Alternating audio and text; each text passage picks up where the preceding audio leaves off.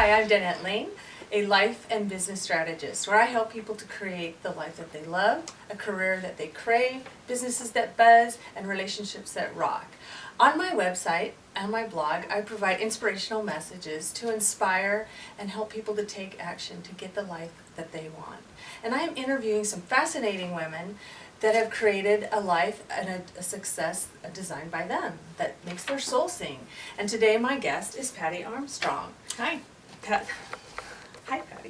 Patty is an associate pastor and an entrepreneur. And I invited Patty here today to share her story about the journey that she has taken to find her calling, or what I like to call her right work, and how she persevered to reach her goals. So welcome, Patty. Thanks. Glad to be here. Thank you. First, let's talk about your role in the ministry. Can you tell us what is your role, your title, and really what do you do? Because a lot of people maybe don't know or maybe have assumptions about what a pastor or an associate pastor does.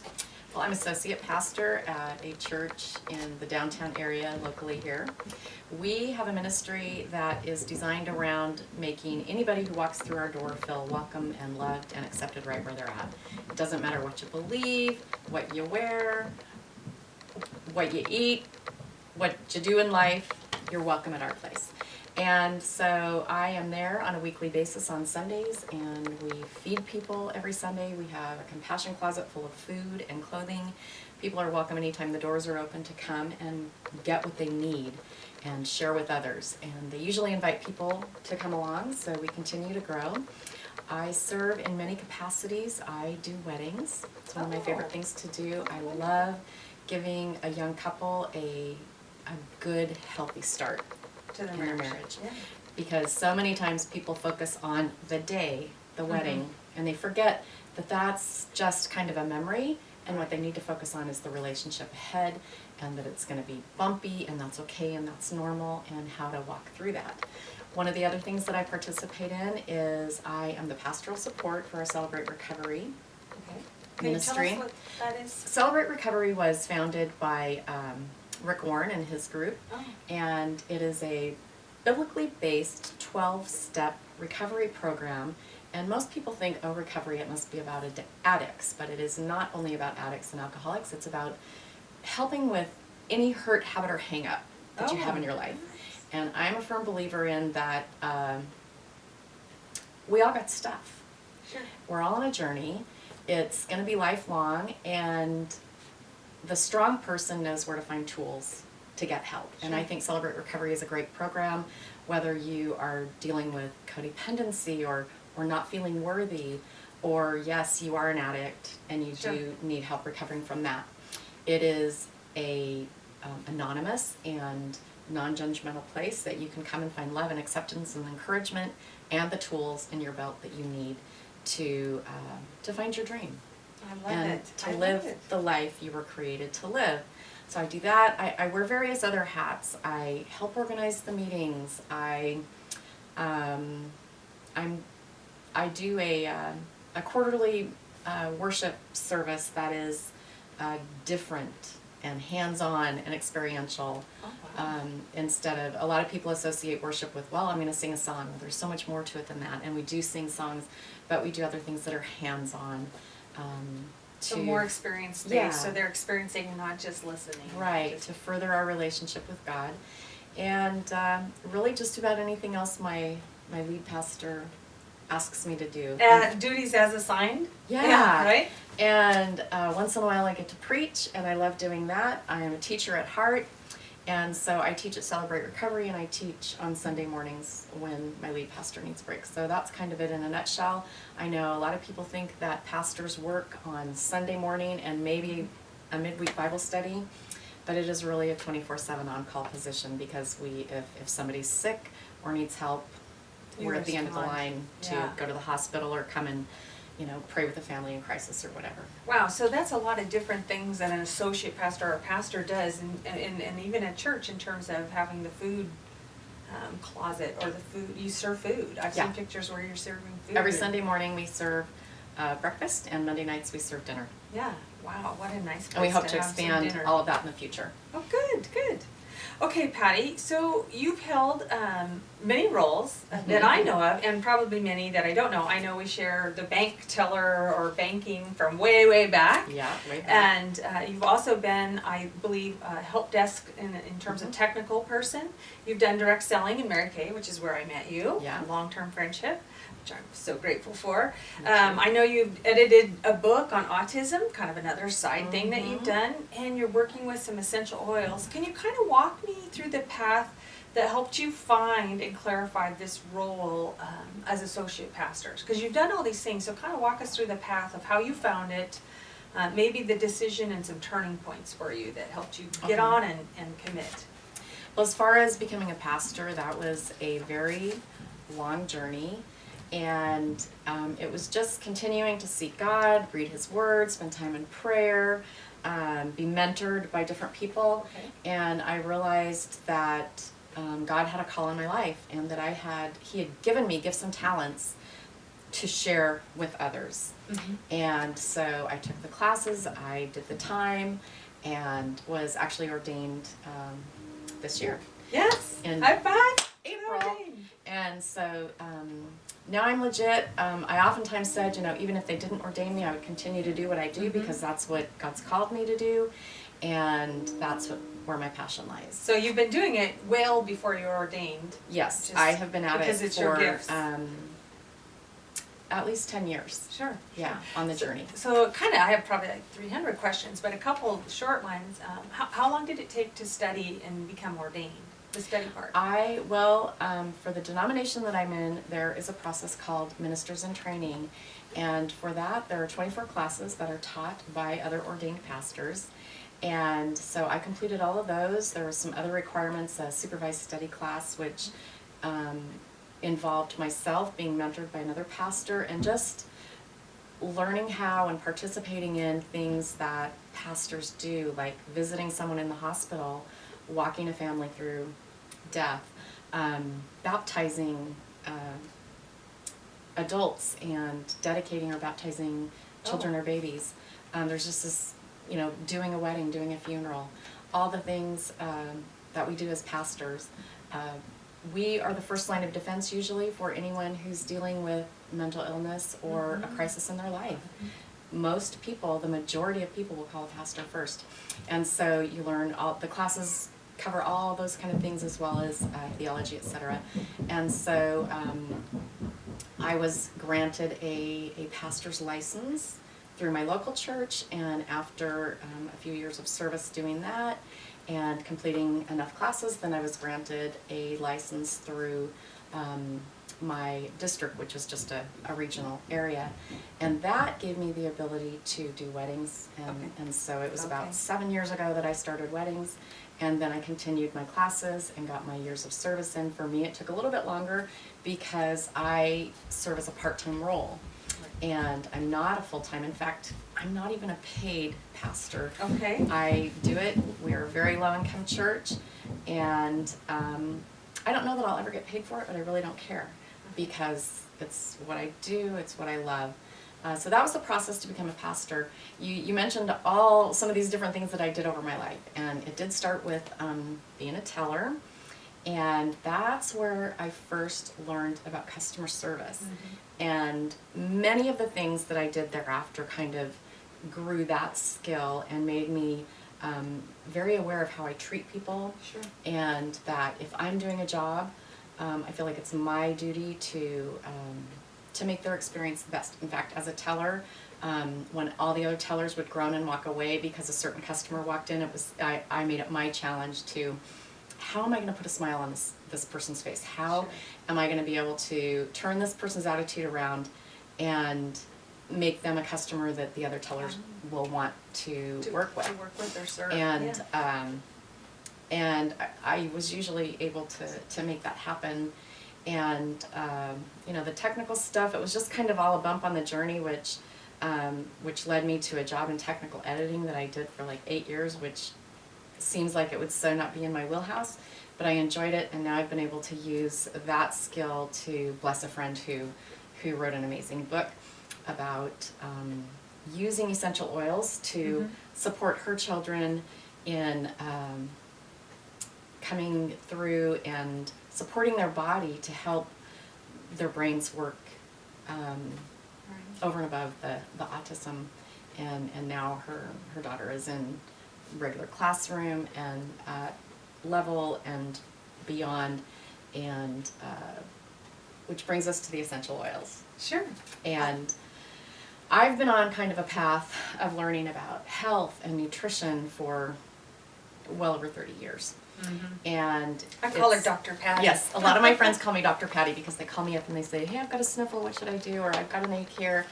And so I've been studying health and nutrition and supplements and herbs, and have, mostly walked away from medical doctors. I know that there's the place for an emergency. Sure. If I've got a broken leg, I'm not going to rub an oil on it. I'm going to go to the ER. Sure. But I think most of us, with a little bit of knowledge and the right products, can be our own doctor and take care of our families in a natural way that is chemical free and actually supports not only our body, but emotionally brings us healing as well. And so I've been involved with the essential oils for about 3 years, and I have my own business. And I teach classes, and I mix potions together for my friends who... Yes, she does. Yeah, I do. Who need a little boost, such as to their immune system or whatever. Wonderful. So, if you think about some of the skills that you've learned, or that you apply in any of those roles, can you tell us a little bit about specific skills or classes? What was your development like to become the pastor, as well as to be an entrepreneur, a salesman? So what kind of skills or development? Well, I took a lot of the ministerial classes, and then I began to work with some people who were doing what I really believed God would have us do as the Christian church. And what I learned from them as I walked through life with them is more grace than I've ever experienced in my life. And that was very transforming for me. Just a little background is in my late teens and early 20s, I was an alcoholic and a drug addict, and my life was a shambles. And that's what ultimately, we hit our bottom, and we reach out, and I reached out to Christ, and my life was changed. And I did come under some kind of legalistic teachings for quite a few years. When you make that radical change, it's like that 180, and you're like, oh, I'm never going to go back there again. I gotta catch on to the rules. I gotta follow all those rules. And what I've learned in the last 10 or 15 years is that it's not about rules, it's about a relationship. And that's what I like to share with people. And I think that, I talked about that we're all on a journey. And I believe that we're all on a journey, and that we're all just at different spots on the trail. And, it's easy to look at someone that doesn't, look like me or act like me or live like me and think, well, they've got some issues. But, pretty judgmental. Yeah. And that's, Jesus was not judgmental. He met people right where they were at. And so my prayer every single day, and what is one of the things that is on my my vision recording that I listen to every day, spoken in my own voice as if it happened already. Wonderful. And that is that tool. I see everyone that I meet through the eyes of Christ's mercy and love and grace. And that's my goal. That is my intent, is to see everybody with God's heart. Because God sees us as if we have already become the person that He created us to be, as if the healing has already all taken place, and as if we are already in that perfect spiritual state. That's the way God sees us, and that's the way I want to see people, and that's the way I want to treat people. So that's kind of your mantra in the morning when you wake up, your vision that you see. You declare that intention. Yes. And it kind of guides you, as you know, when you declare an intention. Yeah. Wow. Well, I know from experience that you are very intentional and very insightful about how you treat people. So the customer service that you started, at the bank, to the way you treat your friends and your customers and the people. And you really have an incredible job in so many ways, Patty, because you touch the lives of people at some of the most vulnerable, intimate, sensitive places of their life. And I don't believe that everybody is very skilled at that. I don't know that any of us are really trained to do that when we're growing up. A lot of us are trained to hide. It's also a place where people are experiencing shame, and so we tend to be very quiet, when we're in that shame. And so that you're kind of one of those first line of defense or first line of help, or is such a valuable thing. Can you tell us, like, what's on the horizon for you? Your role in ministry or your role as yourself, as Patty? What's next on the horizon? Well, one of the things that is exciting in our life at Story Point is that we have recently acquired our own building. We have done business, so to speak, through a storefront in downtown, and now we have a building in a neighborhood, and so we're excited about what that opens up for us. One of the things that we want to do, because we do believe that we are mind, body, and spirit, we're a triune being, each one affects the other, I love that. and so we like to do things that affect all of us, not just the spiritual, because the spiritual, if we're not emotionally healthy or not bodily healthy, our spirit is going to be affected, and vice versa. So part of that body part we want to, we've done it in the past, and we want to re-implement it, is exercise classes. Sure. So that people can come and exercise for free. And we're also looking forward to possibly doing an after-school time, where maybe one day a week kids could come and get a snack, play Perfect. a game, get some help with their homework if need be, and just a safe place to be until maybe mom and dad get home from work. It's a great idea. Yeah. And so needed. Yeah, and possibly some family nights where we play a movie and have free snacks and drinks, or play a game. Just anything that we can do to let the neighbors know we're there and we care.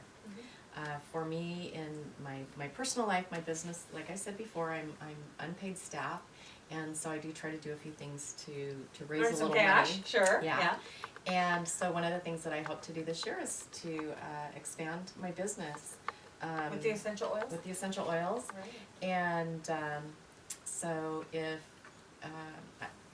I'm always interested in teaching people how to use the oils to enhance their lives and the life of their families. And one of my intentions is, I heard this from a gal who has been in the business for quite a few more years than me, and she said that her goal was to have a wellness advocate in every home, so that every home could have somebody that said, okay, I've got an oil for that, and let's get well naturally. Oh, wow. And so that's kind of one of my goals, is sharing what I've learned with others and learning more, and just sharing the love. So in your essential oils, you can do some one-on-one consulting with people that have questions. You teach classes, so you teach about wellness and about how to use the oils. And also, don't you have some classes that are kind of fun, where you can kind of make your own, kind of do-it-yourself rollerball or something like that? I don't know if I'm using the right words, but they sound kind of fun to me. So yeah, it is really fun. In fact, I did one about a month ago, and I'm going to do another one here in a week or so for friends and family to come and just make some Christmas presents. What a great idea. Yeah, we're going to make an essential salt scrub, and whipped body butter, and a body wash. And what most of us forget is that our skin is our largest organ, and everything that we put on our skin is absorbed transdermally and absorbed into our bloodstream and can affect all of our cells. Well, we've got a lot of people these days that are gluten intolerant, and what we don't realize is that gluten is not just in food. It is in so many of the products we use. Pretty much most shampoos, most body washes have gluten in them. And so somebody might have a gluten intolerance, and they're trying so hard and not eating gluten, and they've got their diet tweaked perfectly, and they're still having issues. So We also, we all have to clean our house. It's a necessary Yes. evil. And most of our cleaners are full of multiple chemicals that can cause, especially our little ones, a really difficult time. And so one of the things I did at our Make and Take last time is we made an all-purpose cleaner that, quite honestly, it's the only cleaner that I use. For everything I think I except need glass. I've got two, one for glass Oh, and one for everything else. But Pretty much. if there's a spot on the carpet, I use it to clean. I use it to clean the bathrooms. I use it to clean my kitchen, and it's an all-natural, antibacterial, antifungal, antiviral. So it kills all those germs without, The harsh chemicals. And without creating superbugs. Because one of the things that we also made was our own hand sanitizer out of an essential oil and aloe vera and vitamin E oil and some purified water. And your alcohol-based hand sanitizers contain a chemical, I can't remember it off the top of my head, but it starts with a T, I remember Okay. that. And Chemical this with the T. this chemical, God created us with this natural sheet on our skin to protect us from the environment and protect us from attackers. And when we use the commercial hand sanitizers, that chemical is destroyed. And so then we make ourselves more vulnerable. And as many of us know, we have created superbugs that are antibiotic resistant because the bacteria, they're smart. Right. And they mutate because they don't want to die. Sure. With our all-natural hand sanitizer, it gets rid of the germs, but it doesn't dry out our skin, and it doesn't kill our own natural defenses. So Kill the stuff that we're meant to have. yeah, so Make and Takes are fun. At the first of the year, I'll be doing a metabolism. We'll do a body wrap and talk about our oils that can help boost our metabolism and energy level. I've got all kinds of things planned. Tomorrow night, I'm going to a class, and I'm going to take some people with me about supporting our respiratory health and immunity during this time of the year. Oh, wow. In a couple of weeks, there's going to be one about oils of the Bible. Oh. Essential oils have been used for thousands of years, so that will be Yes. an interesting one to learn That's about. a good combination for you, Patty. Yeah, it's right up my alley, isn't That it? sounds fun. Well, I think there's a lot of fun there, and you are very intuitive, as well as she's done her homework, hasn't she? She's very knowledgeable. That's why I like to call her Dr. Patty. All right, so for advice for our viewers, so a lot of people that watch this are looking for their right work, or they want to find their right work, what I call their heart art, their right work, like kind of their own personal mission that they have passion for. And so what advice would you have for people to find their right work, to find it and get on the path and go get it? Wow. There's a lot of things, but I think that one of the places that you can start is, I think a lot of us get kind of bogged down in life. And stuff happens, and we kind of drop off the path for a while. And I kind of did that for a while, and in the last couple of years, I've been on a journey to really find my dream and hone in on it. And one of the things that I really worked on is one of my favorite scriptures, actually. It's called Take Every Thought Captive. And, God gave us the book of how to live a healthy and abundant life. The word says that Christ came to give us life abundant. And I think part of that includes having a mind that is kind to us. Many of us have stinking thinking. Stinking thinking. And I think one of the first steps you need to take is to take every thought captive. And when you have stinking thinking, things like, I'm not worthy, I'm not lovable, I'm not good enough, it's all my fault. And sometimes we have these things from outside forces because maybe we were told those things as a child, or maybe relationships that we've been in have been damaging to us. But that's not who God created us to be. He created us for purpose. And He gave us each gifts and talents, and He wants us to use those to bless others. And so I think as you take every thought captive and replace it with truth, that is a very good beginning. So, when something comes into my mind that speaks negativity to me about myself, I remind myself that I'm a child of the King. And God created me for purpose. So if you can find something to replace the stink with, something that smells pretty, and your subconscious will begin to take those things and help you create the life you want. So I would do that. I have also sought out good mentors and people in my life that I can be transparent with, and who love me right where I'm at, and who also are on board with wanting to encourage me to find and live my dream. You yourself are an amazing coach, and we've spent time together. And there's different processes that you can go through, especially when you have a good coach, that can help you kind of expand your universe and expand your thought processes. So I also think it's important to, sometimes we really don't know what we want to do. And sometimes that comes from going through some difficult times and, just kind of being pressed down by life. And so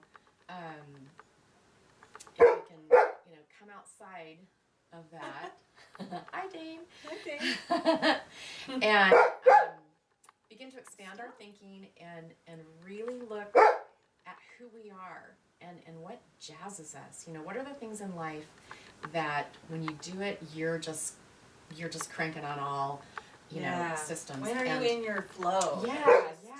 That you just And love. for one of the things for me is when I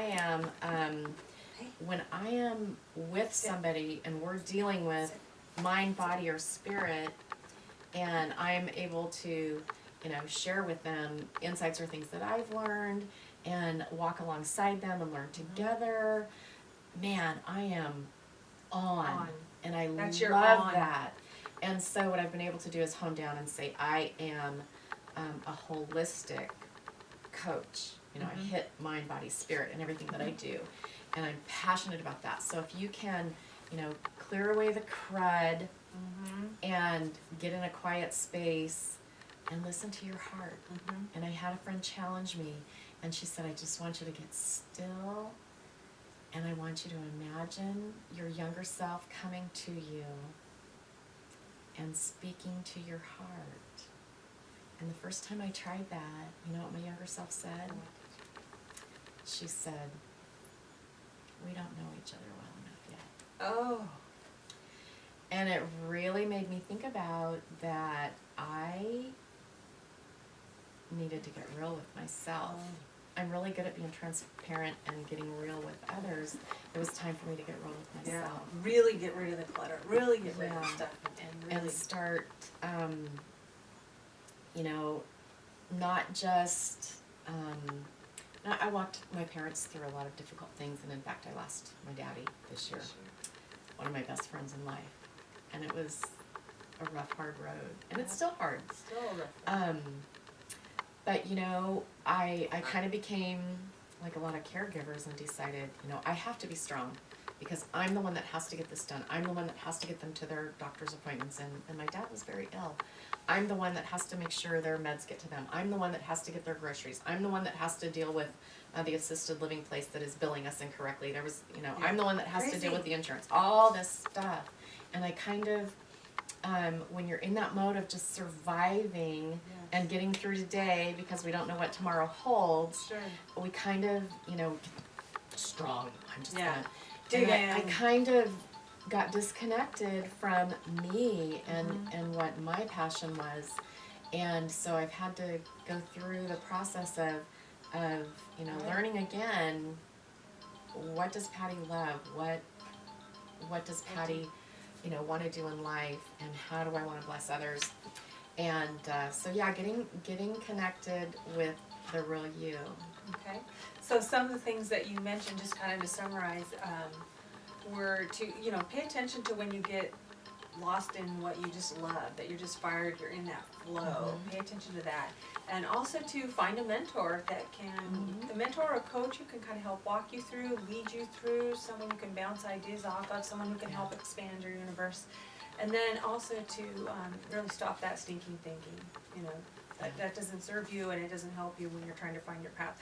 I think a lot of us, especially, well, it's not even true just for women, it's true for everybody, that if we have something that we really want, that we can allow all kinds of limited thinking to kind of play into that and prevent us from getting what we really love, and so breaking through and just stopping, you know, finding ways and people to help you stop that, which is not easy. And then when you run into life circumstances, as we do, you might have to be tough and you might need to be strong for a while to kind of get things done, but to either promise yourself or find a way to get back to you. Right. Get back to your Right. soul and get back to what really makes your soul sing. So.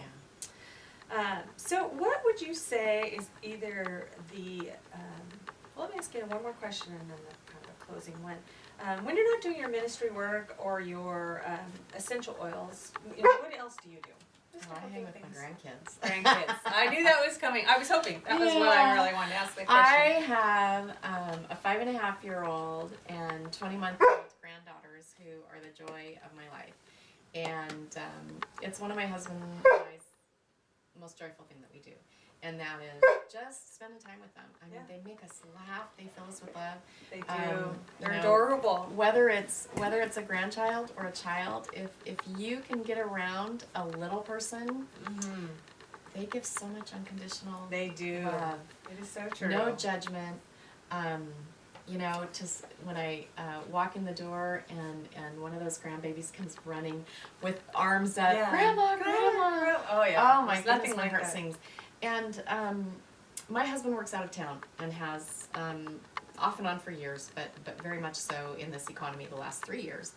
And so when he comes home for a weekend or for an every other weekend, as it was for a while,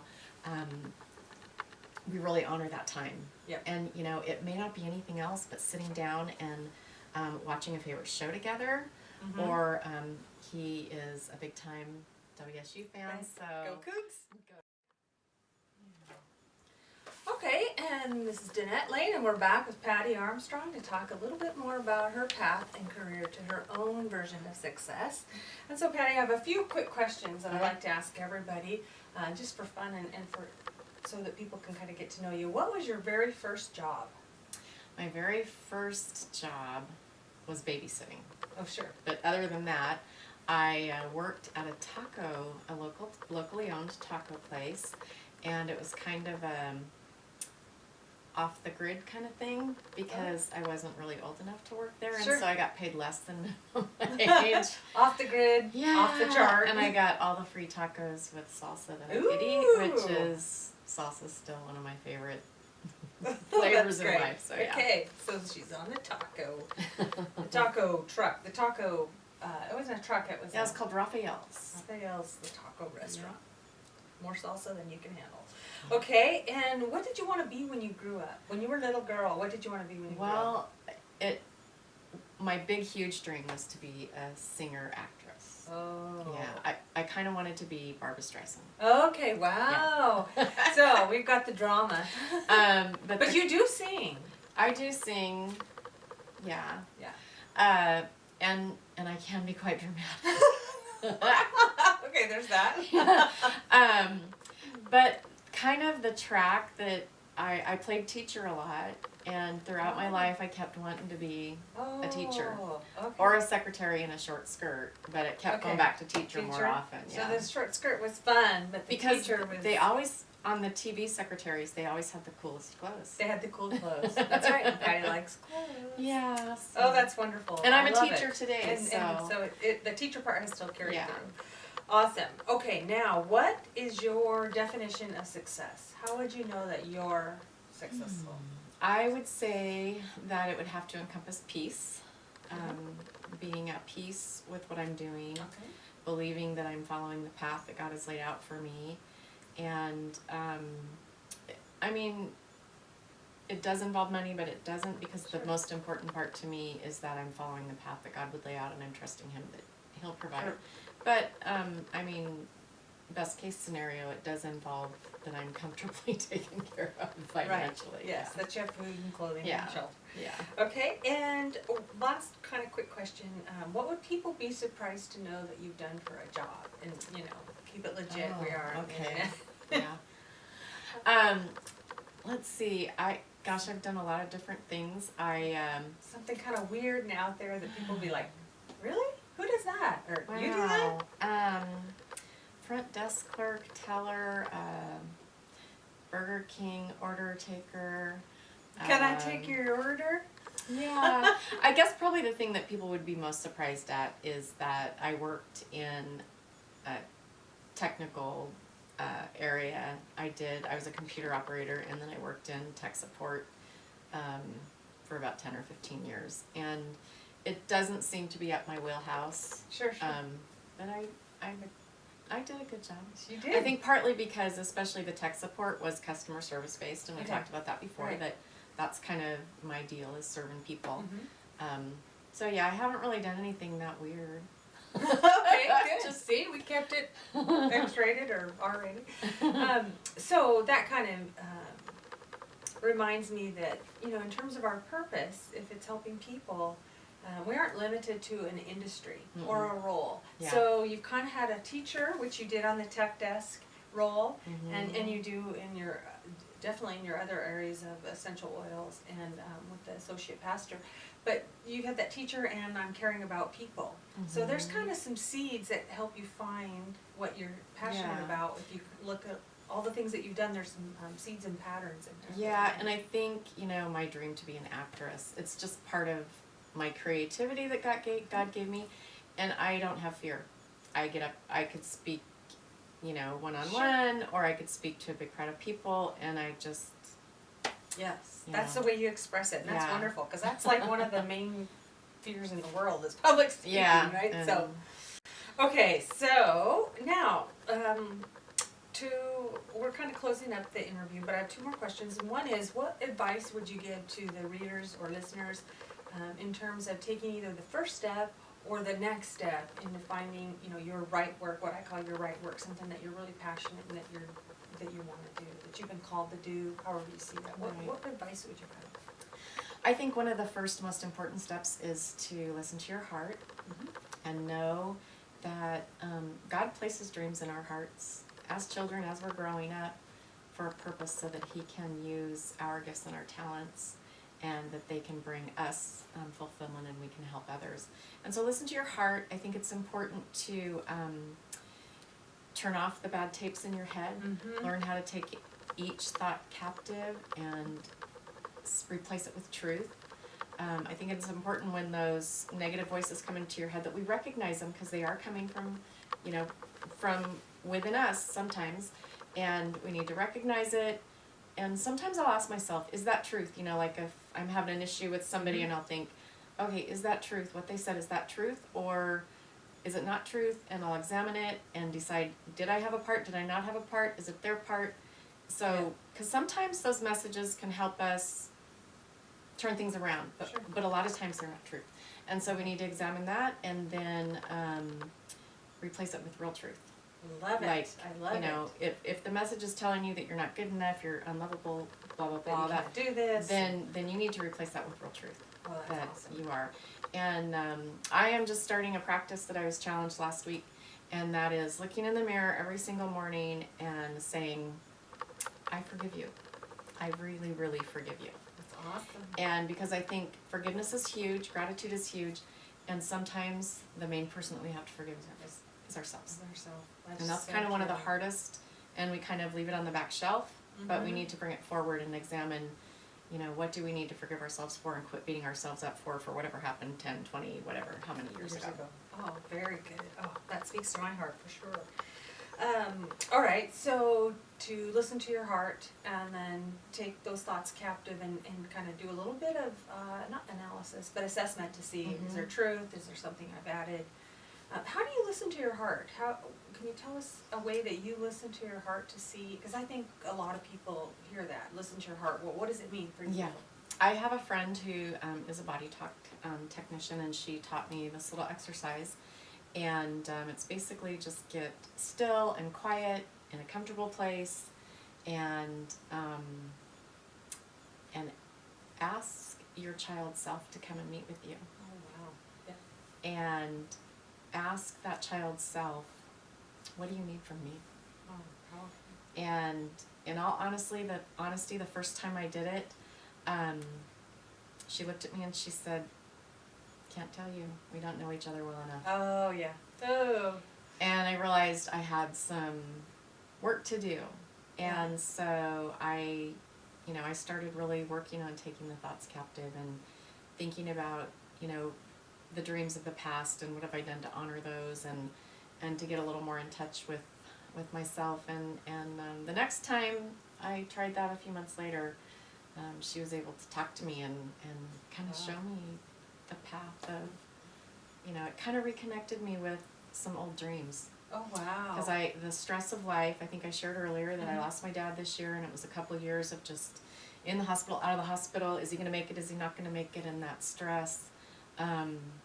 When you get in that survival mode of just getting through today, you kind of, or at least for me, I kind of put me and my dreams and what I wanted to do on back burner, because I was just focused on what we got to do to take care of Daddy. And so I kind of had to get back in and do some reading and listen to some good teachers and connect with good coaches and counselors to get me back on track, so that then I could really hear and feel and know what the dream was. Yeah. And there's a time for that, that sometimes we have to do what's in front of us, and other times, and I guess when that happens, if we can't connect, to reach out and get some help. And I'm a strong believer in getting help. I don't think it shows weakness. I think it shows strength to be able to admit I can't do this on my own. Awesome. Don't you just love her? Love her. All right. Well, thank you. Those are really good steps for people to take. And if you haven't done the Talk to Your Inner Child Self, there's a lot of probably some resources on the web, and maybe we can put some up as well. But it's a wonderful experience or activity to do to reconnect with your dreams, and also find some places for healing that might be still stuck there, and unpack that wall that you may have built there between you and your child self. That sounds like what you had. I don't know you well enough, so I love that. I can see your little child or my child saying that to me. No. I don't know you. We're not that close yet. Yeah. All right. So is there anything else that I haven't asked that you'd like to share for our viewers? Anything else that... Yeah, I would just say gratitude. I've been going through some difficult times myself personally, and I had the honor of being a part of a gratitude group in November, listening to some great teachers like Jack Canfield and several others, and every single one of them said, my life started changing when I started implementing gratitude in my life. And so I've got some difficult emotional things I'm going through, and each time those thoughts come, I recognize them and I lift them up to the Father, and then I start stating gratitude about that situation. Wonderful. And it's helping my heart not crumble. Sure. And I think also what we focus on, we bring more of, and so as we practice gratitude and thankfulness in our lives, yes, we get more of the good stuff. Oh, I love it. That is so true. Yeah. I think I've probably written 2 or 3 posts on gratitude, and it's one of my favorite tools to snap me out of we have some so anxiety. much to be grateful for. We do. Look at us. We're in this nice warm place, and the wind is crazy outside, and Yeah. we have nice we have beds to this sleep time, in. Yeah, and, we do. We have so and hot much. showers. Oh, hot showers. Hot showers are good. Yeah. I'm breathing right now. Awesome. Yes. That's something to be thankful for. That is too. Yeah. And I'm so grateful for you. I'm so glad that you are here today, and I thank you for being part of my, actually my tribe. Yeah. Of support too, and also being on our show as the first Yeah, video, I'm and excited so to I be just here. feel so blessed that you are here. And it Yeah. feels kind of funny, but also so real. So thank you for joining us today. This is Patty Armstrong, and we'll be putting up her links to Story Point Church, where she's an associate pastor, as well as her Facebook account and her doTERRA sites for her essential oils. And it's been my hope, or it is my hope, that Patty's story of how she defined success and how she found her way and created her own path to success will inspire you to identify what is your right work, or your heart art, I like to call, and that you will find your path and create your path as well. So I'm very inspired by Patty, and I hope you are too. This is Danette Layne, your life and business strategist, and thank you for joining us.